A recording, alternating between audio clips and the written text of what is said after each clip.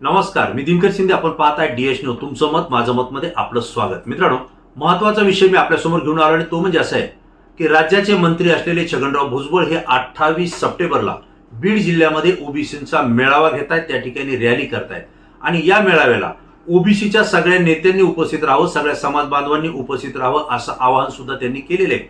त्यांच्या या मेळाव्याचं एक पोस्टर, एक बॅनर हे लॉन्च झालेले. अनेक ठिकाणी हे बॅनर लागलेले आणि या बॅनरमध्ये या ओबीसी मेळाव्याला उपस्थित राहणाऱ्या नेत्यांचे फोटो आणि नावं सुद्धा त्या ठिकाणी छापण्यात आलेले आहेत. यामध्ये छगनराव भुजबळ हे स्वतः तर उपस्थित राहणार आहेच, परंतु त्या बॅनरवरती फोटो आहे तो म्हणजे राज्याच्या मंत्री असलेल्या आणि बीड जिल्ह्याच्या नेत्या पंकजाताई मुंडे त्यांच्यासोबत आहेत माजी मंत्री आणि परळीचे आमदार धनंजय मुंडे, धनगर समाजाचे नेते प्रकाशराव शेंडगे आणि माजी मंत्री तथा बीड जिल्ह्याचे नेते जयदत्त क्षीरसागर आणि यांच्यासह आणखी काही नेत्यांचे फोटो आहेत. त्यामध्ये आमदार गोपीचंद पडळकर यांचा सुद्धा फोटो आहे. हे सगळे उपस्थित राहणार आहेत असं छगनराव भुजबळ यांनी सांगितलंय. परंतु विषय असा आहे की बीड जिल्ह्यामध्ये हा मेळावा होतोय आणि या मेळाव्यामध्ये पंकजाताई मुंडे ज्या की राज्याच्या मंत्री आहेत या सभेला जातील का, या मेळाव्याला जातील का हा प्रश्न या ठिकाणी उपस्थित होतोय. कारण रडायचं नाही तर आता लढायचं हे जे काही वाक्य आहे पंकजाताईंचं, कारण सातत्याने त्या स्वाभिमानानं लढा देत आहेत. लोकनेते स्वर्गीय गोपीनाथराव मुंडे साहेब यांचं निधन झाल्यानंतर बीड जिल्ह्याचं आणि राज्याचं ओबीसीचं राजकारण सांभाळलं ते याच पंकजाताई मुंडे यांनी. कारण गोपीनाथराव मुंडे साहेब सातत्यानं सांगायचे, रुकणार नाही, थकणार नाही, मी कोणासोबत झुकणार नाही. अगदी हेच वाक्य घेऊन पंकजाताई मुंडे यांनी मुंडे साहेबांच्या निधनानंतर राज्याच्या राजकारणाची धुरा आपल्या हाती घेतली. सगळ्या समाजांना आपल्या सोबत घेतलं. आपल्याला माहित असेल की गोपीनाथराव मुंडे साहेब हे बीड जिल्ह्यातल्या एका ग्रामीण भागातून राजकारणामध्ये सक्रिय झाले. केवळ परळी किंवा नाथरामध्ये ते राहिले नाही तर बीड जिल्ह्यावर त्यांची कमांड होती आणि बीड जिल्ह्यावर कमांड असताना युतीच्या सरकारमध्ये गोपीनाथराव मुंडे साहेबांनी राज्यामध्ये युतीचं सरकार आणण्यासाठी महत्वाची भूमिका सुद्धा त्या ठिकाणी बजावली होती. मुंडे साहेब परळीच्या नाथऱ्यापासून ते राज्याच्या राजधानीपर्यंत पोहोचले आणि राज्याचे उपमुख्यमंत्री सुद्धा झाले. विशेष म्हणजे गोपीनाथराव मुंडे हे मुख्यमंत्री पदाचे खरे दावेदार. राज्याचे ते मुख्यमंत्री असते तर निश्चितपणे मराठवाड्याचा चेहरामोहरा विकासाच्या दृष्टीनं तो बदलला असता हे मानणारे राज्यातले अनेक नेते, अनेक सामाजिक कार्यकर्ते आजही या वाक्याला दाद देतील. प्रश्न असा आहे की मुंडे साहेबांचं अकाली निधन झालं, परंतु सत्तेत येताना, राजकारण करताना आणि युतीची वज्रमूठ बांधत असताना मुंडे साहेबांनी अगोदर स्वतःची वज्रमूठ बांधली होती. स्वतः वंजारी समाजातून येत असताना, एका अल्पसंख्याक आणि ओबीसी समाजातून येत असताना राज्याच्या राजकारणामध्ये प्रस्थापित आणि मातबरांच्या सोबत लढा देणं एवढं सोपं काम नव्हतं. हे मुंडे साहेबांनी ओळखलं आणि त्यानंतर त्यांनी 18 पगड जातीचे लोक आपल्या सोबत घेतले आणि सोबत घेत असताना या लोकांचं नेतृत्व जी जी मंडळी करतायत त्या मंडळीनं सुद्धा आपल्या सोबत घेतलं. यामध्ये मला आपल्याला आवर्जून सांगावं लागेल की धनगर समाजाचे नेते महादेव जानकर यांना मुंडे साहेबांनी आपल्या सोबत ठेवलं होतं. त्यासोबतच विनायकराव मेटे जे की मराठा समाजाचं संपूर्ण ताकद महाराष्ट्रामध्ये उभा केलेले नेते होते, त्यांना सुद्धा मुंडे साहेबांनी आपल्या सोबत घेतलं होतं. म्हणजे एकीकडे धनगर समाज सोबत होता, दुसरीकडे मेटे साहेबांच्या माध्यमातून मराठा समाज आपल्या सोबत ठेवलेला होता. वंजारी समाजाचे ते स्वतः होते आणि माळी समाज सुद्धा आपल्या सोबत राहावा म्हणून सावता परिषद स्थापन करून त्यांनी माळी समाजाचं सुद्धा संघटन आपल्या सोबत ठेवलं होतं. एवढंच नाही तर शेतकऱ्यांसाठी काम करणारे आणि शेतकऱ्यांना संघटित करून त्यांच्या प्रश्नावर लढणारे राजू शेट्टी यांच्याशीही ते संपर्क ठेवून होते. आणि हे सगळं करत असताना या सगळ्या जाती धर्माची मोठ त्यांनी युतीच्या सोबत बांधली आणि राज्यामध्ये हिंदू हृदय सम्राट बाळासाहेब ठाकरे यांच्या नेतृत्वाखाली आणि भारतीय जनता पार्टीचे नेते गोपीनाथराव मुंडे साहेबांच्या नेतृत्वाखाली युतीचं सरकार आलं आणि त्याच वेळेस गोपीनाथराव मुंडे साहेब हे उपमुख्यमंत्री झाले होते. आज त्यांच्या पश्चात पंकजाताई मुंडेंनी पूर्ण जिल्ह्याची धुरा आपल्याकडे घेतलेली आहे आणि त्यासोबत राज्याची धुरा त्यांनी आपल्या हाती ठेवली होती. परंतु राजकारणात सोके अंकुन त्यांना जे काही कटशह करण्यात आला आणि त्यामध्ये त्यांचा विधानसभेला पराभव सुद्धा करण्यात आला. परंतु असं जरी असलं तरी पंकजाताई मुंडे खचल्या नाही, कारण त्यांनी सुद्धा एक वाक्य वापरलं, रडायचं नाही आता लढायचं. आणि त्यांनी दसरा मेळाव्याची परंपरा ही कायम ठेवत आपला दसरा मेळावा सावरगाव या ठिकाणी सुरू केला आणि या ठिकाणी 18 पगड जातीच्या लोकांना त्या एकत्र घेऊन चालतायत.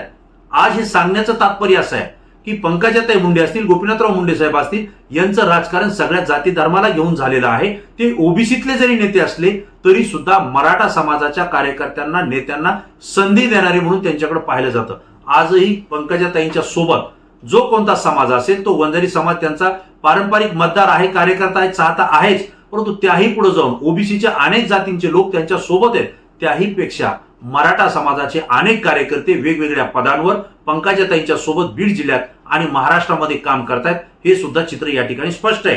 हे असं सगळं असताना, एवढं मोठं पाठबळ असताना आणि गोपीनाथराव मुंडे साहेबांचा सगळ्यांना सोबत घेऊन चालणारा वारसा असणारा पंकजाताई हाच वारसा घेऊन महाराष्ट्रामध्ये काम करतायत.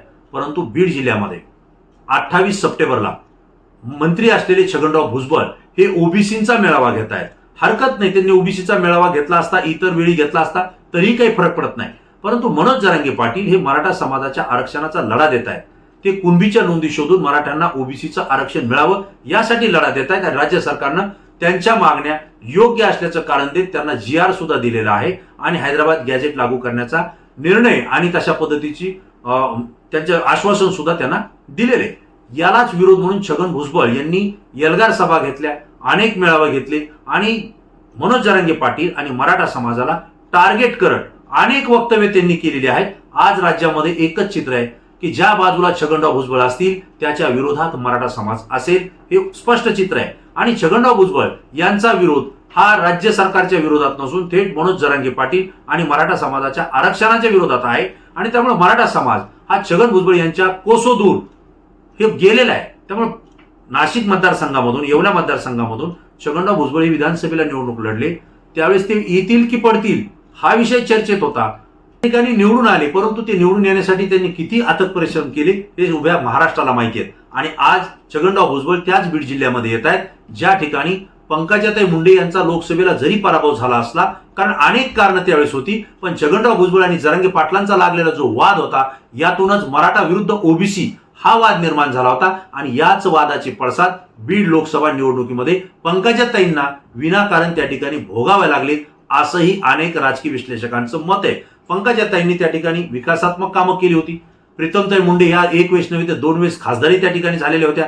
अशा स्थितीमध्ये जे मराठा आणि ओबीसी हा जो काही वाद पारंपरिक प्रत्येक लोकसभेच्या निवडणुकीमध्ये निर्माण केला जात होता, उभा राहत होता, त्याचा खरा परिणाम या लोकसभेच्या निवडणुकीमध्ये पंकजाताई मुंडेंना तो भोगावा लागला. आणि याचं मूळ कारण होतं छगनराव भुजबळ विरुद्ध मनोज जरांगे पाटलांचा वाद. आज ते छगन भुजबळ बीडमध्ये सभा घेत आहेत. आता या सभेला पंकजाताई मुंडे यांना सुद्धा निमंत्रित करण्यात आलेले आहे, त्यांचे सुद्धा बॅनरवर फोटो आहेत. यापूर्वी जर आपण पाहिलं असेल तर यापूर्वी सुद्धा छगनराव भुजबळ आणि ओबीसीच्या अनेक नेत्यांनी एल्गार सभा घेतल्या होत्या. पण या एल्गार सभेला सुद्धा पंकजाताई मुंडेंचं नाव असताना, फोटो असताना सुद्धा त्या उपस्थित राहिल्या नव्हत्या. आणि आपण राज्याचं नेतृत्व करणारे नेते आहोत, सगळ्या जाती धर्माला सोबत घेऊन आपल्याला चालावं लागेल, हा जो मुंडे साहेबांचा वारसा आहे त्या घेऊन पुढे जात आहेत हे त्यातून स्पष्टपणे जाणवलं होतं आणि दिसलं होतं. आता सुद्धा बीड जिल्ह्यामध्ये त्यांना निमंत्रण आहे, परंतु त्या या ओबीसीच्या मेळाव्याला किंवा छगनराव भुजबळ यांनी आयोजित केलेल्या या सभेला जातील का हा प्रश्न आहे. आणि माझ्यासमोर एकच उत्तर आहे की जरी बीड जिल्ह्यात होत असला तरी पंकजाताई मुंडे या सभेला जाणार नाहीत असं माझं मत आहे. त्याला अनेक कारण आहेत, त्यापैकी 2-4 कारणं मी या ठिकाणी स्पष्ट करतोय, तुमचंही मला उत्तर अपेक्षित आहे. एक म्हणजे पंकजाताई या महाराष्ट्राच्या मंत्री आहेत. मंत्री असताना एक भूमिका असते, राज्यातला प्रत्येक व्यक्ती हा आपल्या कुटुंबातला आहे आणि राज्य सरकार हे त्याचं पालक आहे. त्यामुळे कुठलाही एका विशिष्ट जातीच्या मेळाव्याला, सभेला किंवा आंदोलनाला एक मंत्री म्हणून पंकजाताईंना त्या ठिकाणी उपस्थित राहता येत नाही आणि ते संविधानाला धरून योग्य पण नाहीये, हे नीतिमत्तेला धरून सुद्धा योग्य नाही. आणि त्यामुळं मंत्री असताना आपण या मेळाव्याला जावं हे पंकजाताईंचं मनही मानणार नाही. आणि त्यांना देवेंद्र फडणवीस हे सुद्धा तशा पद्धतीची परवानगी देतील की नाही हा माझ्या समोरचा प्रश्न आहे. आणि त्यामुळे पंकजाताई या सभेला उपस्थित राहणार नाही असं माझं मत आहे. दुसरा भाग असा आहे की लोकनेते गोपीनाथराव मुंडे साहेबांनी जो सगळ्या जाती धर्माला सोबत घेऊन चालण्याचा जो काही संदेश दिलेला आहे त्यामध्ये मराठा समाजाला सुद्धा प्राधान्यानं त्यांनी संधी दिलेली आहे. हा सगळा समाज पंकजाताईंना आपल्या सोबत ठेवणं काळाची गरज आहे. कारण लोकसभेत जरी पराभव झाला असला तरी आज ते विधान परिषदेवर आमदार असून राज्य सरकारमध्ये मंत्री आहेत. येणाऱ्या स्थानिक स्वराज्य संस्थेच्या निवडणुका आहेत आणि भविष्यातल्या विधानसभेच्या निवडणुका सुद्धा आहेत. स्थानिक स्वराज्य संस्थेच्या निवडणुकीमध्ये यापूर्वी सुद्धा पंकजाताई मुंडे यांचा बीड जिल्ह्यामध्ये एक हाती सत्ता होती आणि त्यांचाच पगडा राजकारणामध्ये होता. जरी राजकारणामध्ये धनंजय मुंडे असतील किंवा अनेक राष्ट्रवादी काँग्रेसचे आमदार असतील, मंत्री असतील, हे सगळे जरी एका बाजूला असले तरी सुद्धा जिल्हा परिषद, पंचायत समित्यावर आणि नगरपालिकांवर पंकजाताई मुंडे यांच्या नेतृत्वाखाली भारतीय जनता पार्टीनं आपली सत्ता काबीज केली होती आणि त्या ठिकाणी भारतीय जनता पार्टीचा झेंडा फडकावला होता. आज ते सगळे नेते एका बाजूला लोकसभेमध्ये सगळे नेते पंकजाताईंच्या बाजूला असताना सुद्धा पंकजाताईंचा पराभव झालेला आहे, हे पंकजाताईंच्या जिव्हारी लागलेले आहे. त्यामुळे आपल्या जिल्ह्यातला अस्तित्व आणि ताकद दाखवायची असेल तर स्थानिक स्वराज्य संस्थेच्या निवडणुकांमध्ये पंकजाताईंना आपला झेंडा त्या ठिकाणी फडकावाच लागेल. आणि त्यासाठी केवळ ओबीसी समाज आपल्या सोबत असून चालणार नाही, त्यासोबत मराठा समाज आणि मुस्लिम समाज हा सुद्धा सोबत असणं गरजेचं आहे.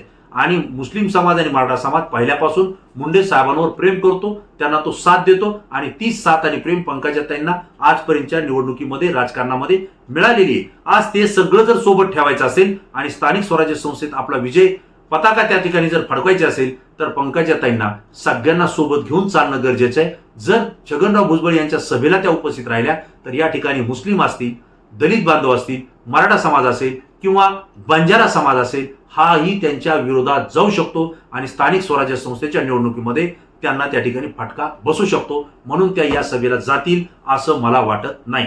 तिसरा मुद्दा याच्यामध्ये असा आहे, पंकजाताई मुंडे दरवर्षी दसरा मेळावा घेत आहेत. यावर्षीचा दसरा मेळावा हा 2 ऑक्टोबरला येतोय. 2 ऑक्टोबरला सावरगाव या ठिकाणी पंकजाताई मुंडे पुन्हा दसरा मेळावा घेतील, कारण त्यांचा पारंपरिक तो दसरा मेळावा आहे. आणि छगनराव भुजबळ यांनी जो मेळावा आयोजित केलाय हा 28 सप्टेंबरला बीडमध्येच आहे.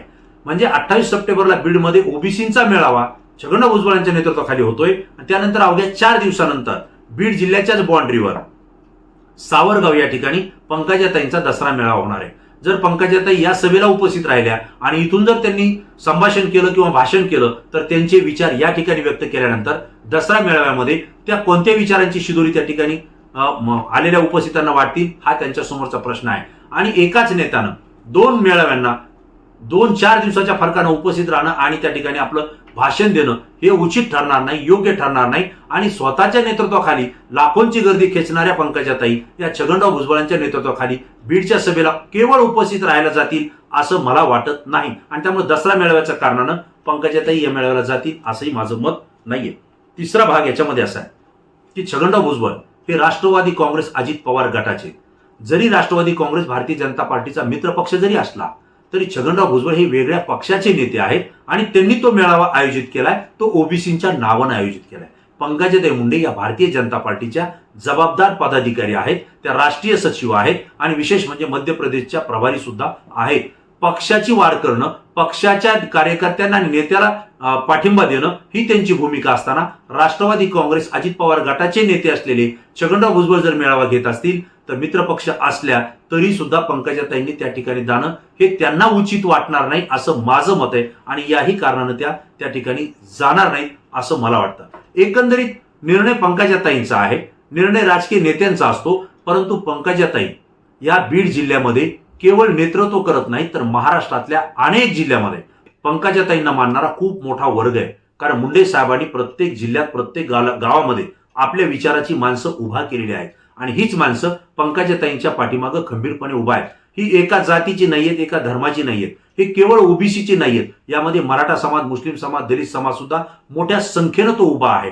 असं विशिष्ट जाती धर्माच्या मेळाव्याला जर पंकजाताई त्या ठिकाणी जात असतील आणि जर त्या ठिकाणी वादग्रस्त वक्तव्य होणार असतील ज्यामुळे मराठा आणि ओबीसींचा आणखी वाद उफाळून येऊ शकतो, अशा स्थितीमध्ये पंकजाताईंनी या मेळाव्याला जाणं आणि तो वाद आपल्या राजकीय भवितव्याला अडचण ठरवणं हे उचित ठरणार नाही. कारण पंकजाताई केवळ एका जिल्ह्याच्या नेत्या नाहीत तर त्या भावी मुख्यमंत्री आहेत असं संपूर्ण महाराष्ट्रातली अनेक चाहते, अनेक कार्यकर्ते, अनेक पदाधिकारी त्यांना अनेक वर्षापासून त्या नजरेनं पाहतात. त्यांच्यात ते कौशल्य आहे, त्यांच्यात ते गुण आहेत. आणि पंकजाताईंचा जर विचार केला तर त्या कोणत्याही विशिष्ट जातीच्या विरोधात कधी बोललेल्या नाहीत, कधी तशा पद्धतीनं कामही त्यांनी केलेलं नाही. आज त्यांच्याकडे ज्याही जाती धर्माचा माणूस जातो त्याचं त्या प्राधान्यानं काम करतात, हा अनुभव आहे. बातम्या संकलित करत असताना त्यांच्याशी ज्या वेळेस आमचा संपर्क आला त्यावेळेस आम्ही सुद्धा अनुभवलं की पंकजाताई ज्यावेळेस त्यांच्याकडे कोणी येतो त्यावेळेस तो एक माणूस म्हणून त्यांच्याकडे आलेला आहे, त्याचं काम आपण केलं पाहिजे, याच पद्धतीनं त्या काम करतायत. आणि म्हणून त्यांच्या सोबत असलेला ओबीसी प्रवर्गातला कार्यकर्ता असेल, नेता असेल, त्याहीपेक्षा अधिक संख्येनं मराठा समाज, मुस्लिम समाजाचा कार्यकर्ता सुद्धा त्यांच्या सोबत एकवटलेला आहे. एकंदरीत ही सगळी जर परिस्थिती पाहिली तर बीड जिल्ह्यामध्ये छगनराव भुजबळ हे ओबीसींचा मेळावा घेत आहेत.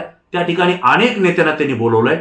कदाचित धनंजय मुंडे हे मात्र ह्या मेळाव्याला जाऊ शकतात. त्याचं कारण आहे की छगनराव भुजबळ हे त्यांच्याच पक्षाचे नेते आहेत आणि त्यांच्याच पक्षाच्या नेत्यानं बीड जिल्ह्यामध्ये मेळावा आयोजित केलेला आहे. त्यामुळे धनंजय मुंडे हे त्या ठिकाणी जाऊ शकतात, कारण ते आता मंत्रीही राहिलेले नाहीयेत. त्यामुळे धनंजय मुंडे गेले तर वेगळं ठरतं, पण पंकजाताईंचं जाणं हे वेगळं ठरतं. आणि म्हणून हा विषय महत्वाचा आहे की या ओबीसीच्या छगनराव भुजबळ यांनी आयोजित केलेल्या मेळाव्याला पंकजाताई जातील का किंवा त्यांनी जावं का, हा ज्यावेळेस प्रश्न उपस्थित होतो, त्याही पुढचा प्रश्न माझ्यासमोर उपस्थित होतो की गोपीनाथराव मुंडे साहेबांचा वारसा जपायचा की छगनराव भुजबळ यांच्या सोबत सभेला जायचं, हा पंकजाताई मुंडेंसमोर मोठा पेच निर्माण झालेला आहे. कारण जावं तर ही सगळी घडी विस्कळते, नाही जावं तर आपल्या समाजाच्या बांधवांना असं वाटेल की पंकजाताईंनी ओबीसीच्या मेळाव्याकडे पाठ फिरवली आहे का.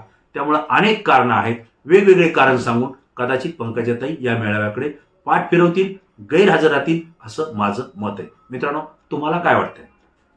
छगनराव भुजबळ यांनी आयोजित केलेल्या 28 सप्टेंबरच्या मेळाव्याला, बीड जिल्ह्यातल्या मेळाव्याला पंकजाताई मुंडे उपस्थित राहतील का?